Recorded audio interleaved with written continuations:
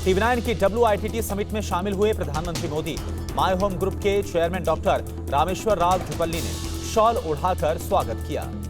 TV9 WITT summit में प्रधानमंत्री मोदी ने कहा, 28 फरवरी से दुनिया में उथल-पुथल, दुनिया कई खेमों में बटी हुई है, संघर्ष का असर पूरी दुनिया पर नजर आ रहा है। TV9 WITT समिट में प्रधानमंत्री मोदी ने कहा, कुछ लोग पूछते हैं भारत किसके साथ है, हम भारत के हितों के साथ हैं।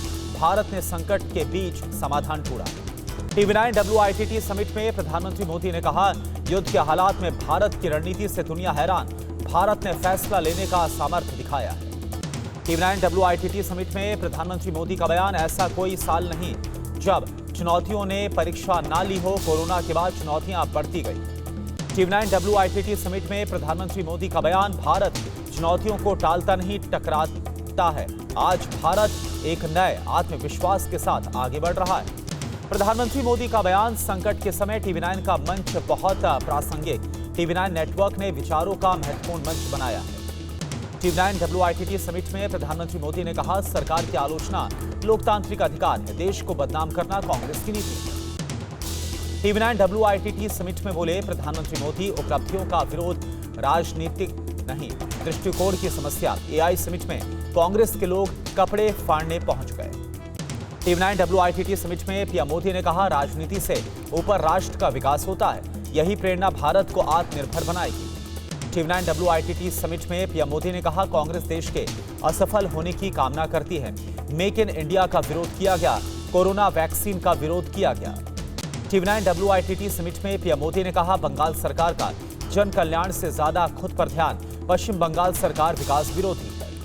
TV9 WITT समिट में बोले प्रधानमंत्री मोदी, यूपी में कभी कट्टा मैन्युफैक्चरिंग की कहानियां थीं, यूपी आज मोबाइल मैन्युफैक्चरिंग में पहचान बना रहा है।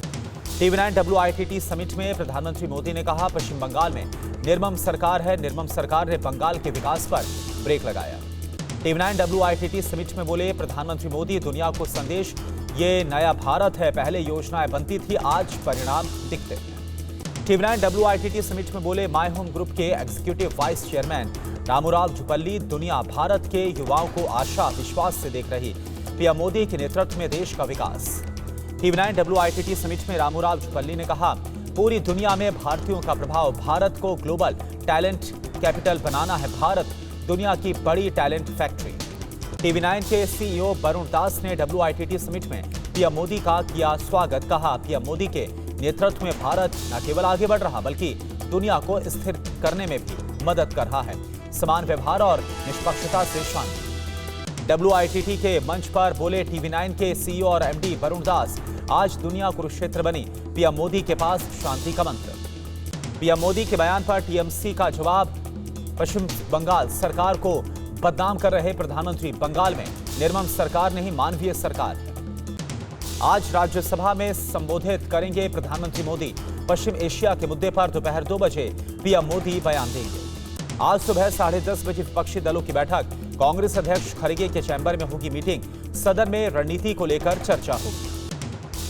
CAPF बिल पर राज्यसभा में चर्चा के लिए 8 घंटे आवंटित, विपक्षी दलों ने जताई आपत्ति, सरकार पर जल्दबाजी में विधेयक पेश करने का आरोप लगाया। लोकसभा में लाया जा सकता है महिला आरक्षण संशोधन विधेयक, 29 मार्च को पेश हो सकता है संशोधित बिल, विपक्षी दलों से भी बातचीत करेगी सरकार। किसानों के लिए पूर्ण कर्ज माफी का कोई प्रस्ताव नहीं, वित्त मंत्री निर्मला सीतारमण ने लोकसभा में इस बारे में जानकारी दी। संघ प्रमुख मोहन भागवत का आज वृंदावन दौरा, जीवन दीप आश्रम का करेंगे उद्घाटन, सीएम योगी भी हो सकते हैं शामिल। चुनाव आयोग ने पश्चिम बंगाल में SIR के बाद जारी की पहली supplementary voter list, 29 lakh voters पर आया फैसला, अंतिम मतदाता सूची में लगभग 60 लाख नाम थे विचाराधीन। बीजेपी अध्यक्ष नितिन नवीन आज पश्चिम बंगाल जाएंगे, बीजेपी की चुनाव तैयारियों की समीक्षा करेंगे, पश्चिम बंगाल के बीजेपी नेताओं के साथ बैठक करेंगे।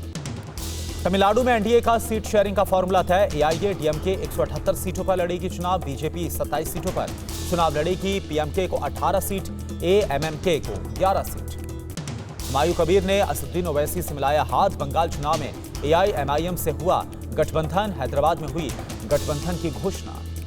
केरल चुनाव में 1202 उम्मीदवारों ने नामांकन किया, आखिरी दिन सतीश अन्ना समेत कई दिग्गजों ने भरा पर्चा, 26 मार्च तक वापस ले पाएंगे पर्चा।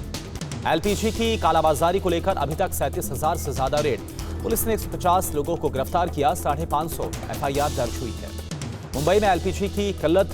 गोरेगांव इलाके में गैस एजेंसी के बाहर ग्राहकों की लंबी लंबी कतार। घंटों इंतजार के बाद भी नहीं मिल पा रहा सिलेंडर। पश्चिम एशिया संकट पर आरबीआई का बयान। कहा, भारत को प्रभाव कम करने के लिए सक्रिय कदम उठाने होंगे। भारत के पास पर्याप्त विदेशी मुद्रा भंडार है। एलपीजी संकट पर अरविंद केजरीवाल का बयान। कहा कि मोदी सरकार युद्ध से पैदा हुए हालात संभालने में नाकाम। एलपीजी की कमी की वजह से कई व्यापार बंद हो गए। सोना और चांदी के दामों में बड़ी गिरावट। सोना और चांदी के दाम 10% तक गिर गए। चांदी के दाम करीब 2 लाख रुपए तक पहुंच गए हैं। सोने के दाम 1,32,000 रुपए तक पहुंच गए। दिल्ली में सीपीएम का आज शक्ति प्रदर्शन। रामलीला मैदान में करेगी जन आक्रोश रैली। लेफ्ट के नेता भी शामिल होंगे। गगनदीप सिंह रंधावा सुसाइड केस में बड़ा एक्शन हुआ। पंजाब के पूर्व मंत्री लालजीत भुल्लर गिरफ्तार किए गए। सीएम मान के आदेश पर कार्रवाई की गई। नाथीमार्ग नरसंहार की 23वीं बरसी पर श्रद्धांजलि सभा।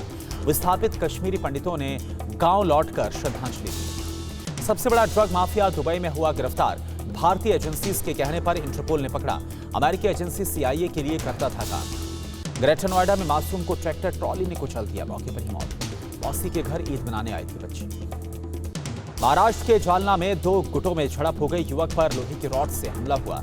इलाज के दौरान एक युवक की मौत। भैंसों की टक्कर को लेकर यह पूरा विवाद हुआ था। यूपी के प्रयागराज में कोल्ड स्टोरेज ढहने से 4 मजदूरों की मौत। 12 श्रमिक घायल।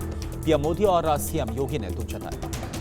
देश में तेल गैस संकट पर पेट्रोलियम मंत्रालय का बयान। एलपीजी की स्थिति अभी भी चिंताजनक। सभी रिफाइनरी 100% क्षमता के साथ काम कर रही है। कनाडा के ब्रैम्पटन में ताबड़तोड़ फायरिंग हुई। रवि ढिंडसा के घर पर फायरिंग का दावा किया गया। रोहित गोदारा, गोल्डी बराड़ गैंग पर फायरिंग का आरोप लगा। आलोक सिंह इंडिगो के चीफ स्ट्रेटेजी ऑफिसर नियुक्त किए गए। कंपनी की ग्रोथ बढ़ाने, ऑपरेशन बेहतर करने पर करेंगे काम।